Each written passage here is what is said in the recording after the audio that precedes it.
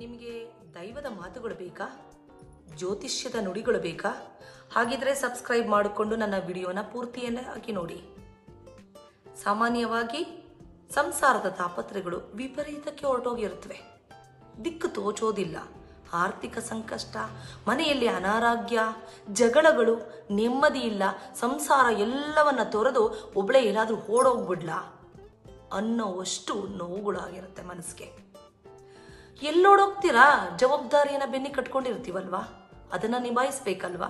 ಸಂಸಾರದ ತಾಪತ್ರೆಗಳು, ಏರಿಳಿತಗಳು, ನೋವುಗಳು ಇವುಗಳೆಲ್ಲವನ್ನ ಹತ್ತಿಕ್ಕೋರು ಯಾರು? ಒಂದು ಅಪಾರವಾದ ಶಕ್ತಿ ಅಂತ ನಮ್ಮ ಮೇಲಿಲ್ವಾ? ಅದೇ ದೈವ. ಹಾಗಾಗಿ ಈ ಸಂಸಾರದ ತಾಪತ್ರೆಗಳು, ನೋವುಗಳು, ಈ ಹತಾಶೆ ಎಲ್ಲವನ್ನ ಬದಿಗಿಡಬೇಕು ಅಂದರೆ ಅಲ್ಟಿಮೇಟ್ ದೇವರು ಅಂದರೆ ಒಂದಿದೆ ಕಣ್ರಿ, ಅದೇ ದುರ್ಗೆ. ಸಾಕ್ಷಾತ್ ಪರಮ ಶಿವನೇ ದುರ್ಗೆಗೆ ಒಂದು ಸಲಹೆಯನ್ನ ಕೊಡ್ತಾನೆ.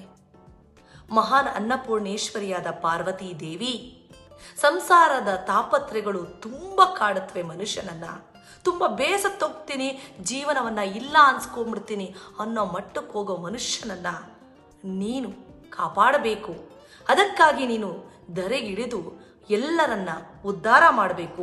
ಅವರಿಗಾಗಿ ನನ್ನ ಮೊದಲ ಪ್ರಯತ್ನ, ಮೊದಲ ವ್ಯಕ್ತಿ ನಾನೇ ಆಗ್ತೀನಿ.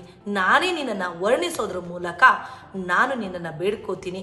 ಇದು ಎಲ್ಲರಿಗೂ ನೀನು ಶ್ರೀರಕ್ಷೆಯಾಗಿರಬೇಕು ಅಂತ ಸ್ವತಃ ಶಿವನೇ ಪಾರ್ವತಿಯನ್ನು ವರ್ಣಿಸೋದಕ್ಕೆ ಪ್ರಾರಂಭ ಮಾಡ್ತಾನೆ. ಆ ಸ್ತೋತ್ರ ಯಾವುದು ಅಂತೀರಾ?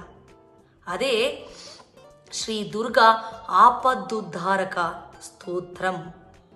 ಇದು ನಿಮ್ಮ ಯೂಟ್ಯೂಬಲ್ಲಿ ಎಲ್ಲ ಸಿಗುತ್ತೆ. ಇದನ್ನ ಪ್ರತಿನಿತ್ಯ ಮನೆಯಲ್ಲಿ ಯಾವಾಗ ಕಷ್ಟ ಅನಿಸ್ಬಿಡುತ್ತೋ, ಕಣ್ಣೀರು ಹರಿತಾ ಇರುತ್ತೋ ಅಂಥ ಟೈಮಲ್ಲಿ ಕೇಳಿ. ಇಲ್ಲ ಸ್ವತಃ ನೀವೇ ಪಾರಾಯಣ ಮಾಡಿ, ಪಠಣೆ ಮಾಡಿ. ದುರ್ಗಾ ಪಾರಾಯಣ ಅಂತ ಬರುತ್ತೆ, ಅದನ್ನು ಮನೆಯಲ್ಲಿ ಪ್ರತಿ ಮಂಗಳವಾರ, ಶುಕ್ರವಾರ ಪಠಣೆ ಮಾಡಿಕೊಳ್ಳಿ. ದುರ್ಗಾ ಸಪ್ತಶತಿಯನ್ನ ಓದಿ ಒಂದು ದೀಪವನ್ನು ಹಚ್ಚರಿ. ದೀಪ ಎಲ್ಲ ಕತ್ತಲವನ್ನ ಆರಿಸಿ ಬೆಳಕನ್ನು ತೋರಿಸುತ್ತೆ. ನಿಮ್ಮ ಎಲ್ಲ ತಾಪತ್ರೆಗಳನ್ನು ನೀಗಿಸೋದಕ್ಕೇನೆ ತಾಯಿ ಪಾರ್ವತೀ ದೇವಿ ಭೂಲೋಕಕ್ಕೆ ಶ್ರೀ ದುರ್ಗೆ ಆಗಿ, ಅದು ಈಶ್ವರನ ಅನುಮತಿಯ ಮೇರೆಗೆ ಬಂದಿರ್ತಾಳೆ. ಇದನ್ನ ಮರಿಬೇಡಿ. ಯಾಕೆಂದ್ರೆ ನಮ್ಮ ಸಮಸ್ಯೆಗಳಿಗೆ ಪರಿಹಾರ ನಮ್ಮಲ್ಲೇ ಇದ್ರೂ ಕೂಡ ನಾವು ಅದನ್ನು ಹುಡ್ಕೋದಿಲ್ಲ. ಎಲ್ಲೋ ಮೈ ಮರೆತು ಕುತ್ಕೋಬಿಡ್ತೀವಿ.